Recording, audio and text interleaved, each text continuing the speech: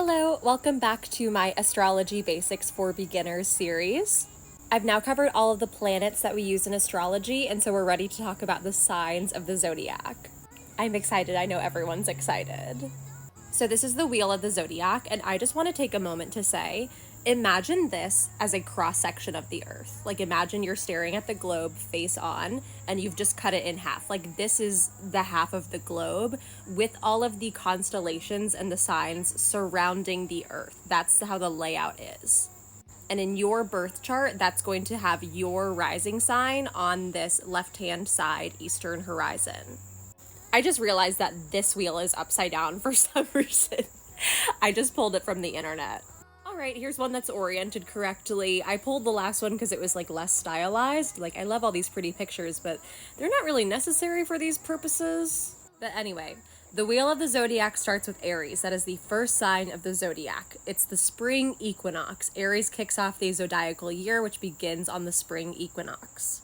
And there's 12 signs that go all the way around until we get to Pisces, the final sign of the zodiac. And Pisces is transcendence. That's where you finish your journey on this earth and then transcend your corporeal form and enter the collective unconscious. The signs of the zodiac can be separated into a few different categories, and the main ones are element and modality. There are 4 elements, and there are 3 signs per element. The elements are fire, earth, air, and water, and that's in the order in which they appear in the zodiac. The fire signs are Aries, Leo, and Sagittarius.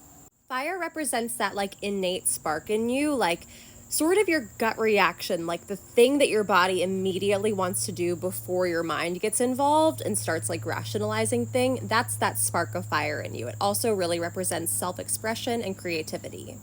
The next element is earth, and the earth signs are Taurus, Virgo, and Capricorn. Earth is everything that is tactile, and on a personal level, it's your behaviors.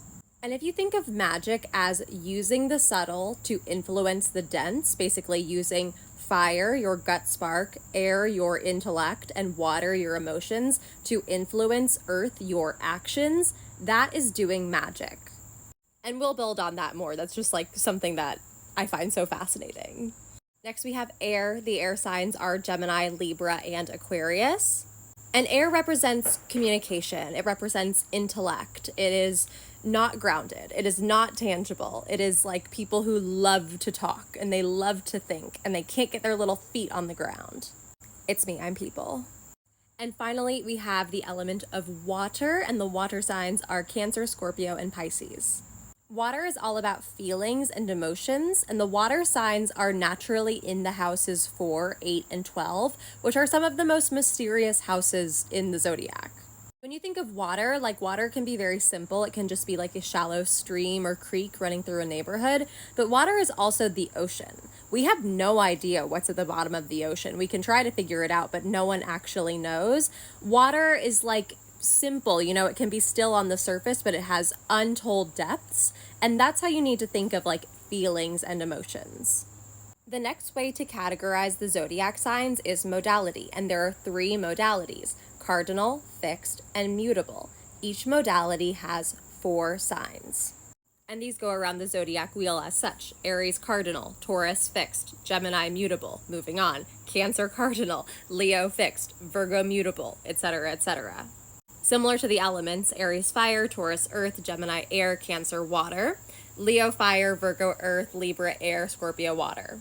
For the 4 cardinal signs, we have Aries, Cancer, Libra, and Capricorn, and these are the signs that kick off a season. The start of these signs is always on an equinox or a solstice. Aries begins on the spring equinox, Cancer begins on the summer solstice, Libra begins on the fall equinox, and Capricorn begins on the winter solstice. They have this let's go sort of energy, we're starting the season, they're driven, they're ready to go, but they can't always follow through. They have this leadership and this self-motivated quality, but they're also very restless and impulsive. Following the cardinal signs comes a fixed sign, and this is the middle of the season. It's fully ingrained in that season. So we have Taurus for spring, Leo for summer, Scorpio for fall, and Aquarius for winter. And fixed signs is where we get all of the stubbornness. Like, there's so many people talking about how stubborn Taurus is, but all of these other signs are almost as stubborn as Taurus. They are fixed. They don't want to do something in the way that is not theirs to do it. But this also makes them very loyal. It makes them productive. They're able to start something and finish it. They don't just start projects and abandon them like cardinal and mutable signs. And then the third modality is mutable signs, and these are the signs that end a season. So they sort of act as a transition period from one season into the next season. This is Gemini moving from spring into summer, Virgo moving from summer into fall, Sagittarius moving from fall into winter, and Pisces moving from winter into spring. People with very strong mutable placements, which is me, my whole big three are mutable, it's so much fun, are very adaptable. They are like chameleons. They very easily are able to fit into any sort of social situation. They have the vibes of someone who has ADHD and or autism. I have both. They are super intuitive. People who have strong mutable placements very easily intuit what other people are thinking or feeling or needing. But they are also absent-minded, unreliable, and erratic. And if you don't believe me, ask all the people I haven't texted back.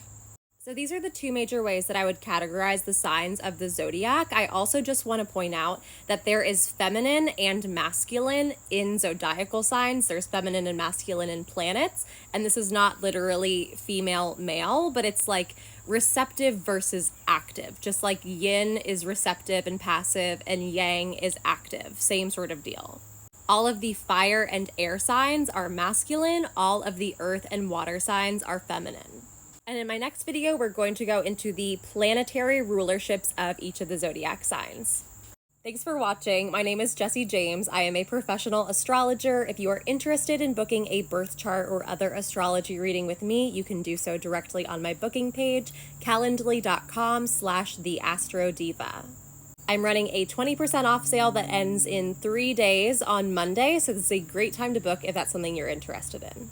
And as always, if you have any questions, please let me know in the comments and I'd be happy to answer.